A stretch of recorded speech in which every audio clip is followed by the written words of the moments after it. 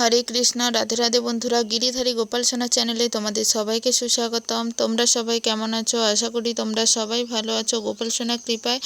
আর তোমাদের গোপাল সোনা অনেক অনেক ভালো আছে।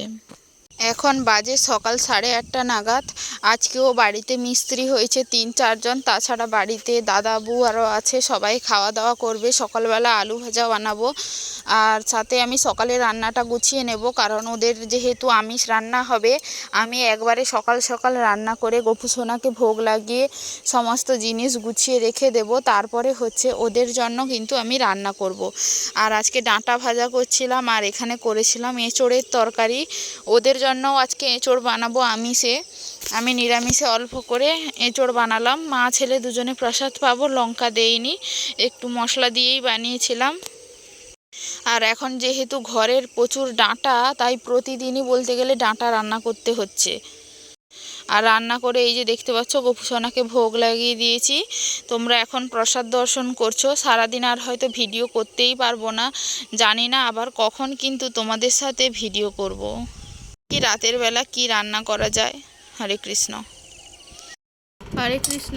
সারাদিন তো কোনো ভিডিও করা হয়নি, আসলে বাড়িতে যেহেতু এখন কাজ হচ্ছে, মিস্ত্রি হচ্ছে, প্রচুর কাজের চাপ। দুপুরবেলা খাওয়া দাওয়া মানে খেতে বসেছি 3টের সময়, তারপরে ভাবো তাহলে খাওয়া দাওয়া করে ওঠা, প্লাস বাড়িতে যেহেতু সকাল থেকেই রান্নাঘরে থাকতে হয়, জামা কাপড় কাচাকুচি অনেক কিছুই তো থাকে, সেইগুলো আর করা হয় না। বিকেলবেলা সবজিপাতির খোসা টোসা সব পড়ে থাকে, বিকালবেলা সামলাতে হয়, এত কিছু না করে ওঠা যায় না গো।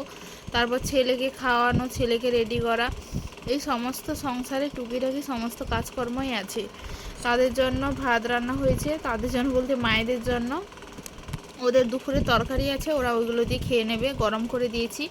আর আমি রাতে আজকে ঘুগনি প্রসাদ করেছিলাম। এই যে এখন বসেছি প্রসাদ নিয়ে খাচ্ছি।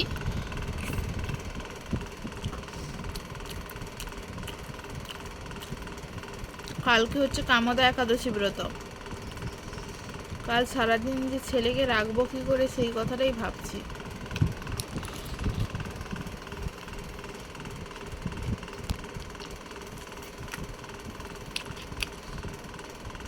ছেলের জন্য খিচুড়ি বানিয়েছিলাম, ও খেয়ে নিয়েছে, এখন ও ঘরে আছে, সে ঘরে আছে। কারেন্টটা তো লো ভোল্টেজ, আলো একদম জ্যোতি নেই। ফ্যান চালিয়েছি, আওয়াজ হচ্ছে হয়তো, টেবিল ফ্যান তো, অনেক পুরনো ফ্যান, আওয়াজ একটু হয়।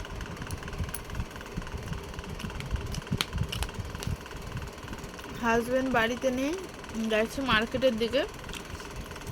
কালকে যেহেতু একাদশী, সাবু নেই, তাই ওকে সাবু আনতে পাঠিয়েছি।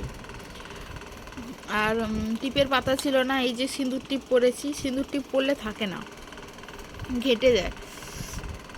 ওকে টিপের পাতা আনতে দিয়েছি, আর সাবু প্যাকেট নিয়ে আসতে বলেছি। ও তো এইমাত্র গেল। যেহেতু সারাদিন মিস্ত্রির সাথে কাজে হেল্প করে দিতে হয়, গা হাত পা নোংরা থাকে। দুপুরে চান করেছে, তাও রাতে আবার চান টান করে এই কিছুক্ষণ আগেই বেরিয়ে গেছে। বেশিক্ষণ লাগবে না, সাইকেল যদি স্পিডে চালায় খুব তাড়াতাড়ি কিন্তু বাড়ি ফিরে আসবে।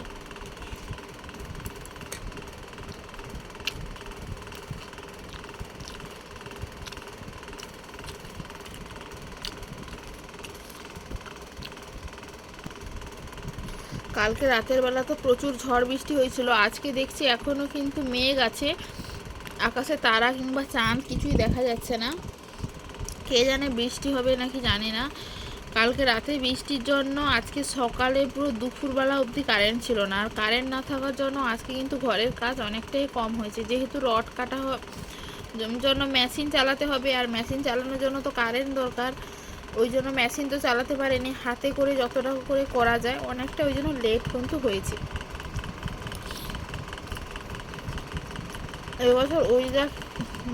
এবছর ওয়েদারটা যে কী দিয়েছে জানি না, এত পরিমাণে মেঘ ঝড় বৃষ্টি হচ্ছে এইরকম কোনো দিন দেখিনি, এরকম গরমকালে বিশেষ করে। কালবৈশাখী আসে, এত ঘন ঘন নয়। আবার যদি কারেন্ট পালিয়ে যায়, কালকে আবার কাজে দেরি হবে, এরকম ধরো। আর আমাদের এদিকে ঝড় বৃষ্টি হওয়া মানে এরকম কারেন্ট পালিয়ে যায়, আসারই নামই নেই। আর একটু গরম পড়ুক, প্রতিদিন লো ভোল্টেজ, প্রতিদিন।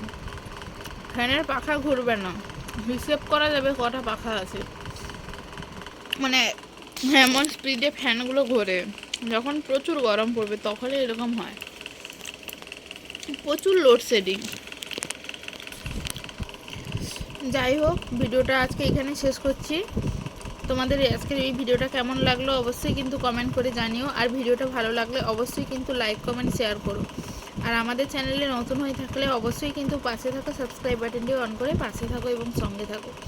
দেখা হচ্ছে কিন্তু নেক্সট ভিডিওতে। হরে কৃষ্ণ, রাধে রাধে, হরি বল।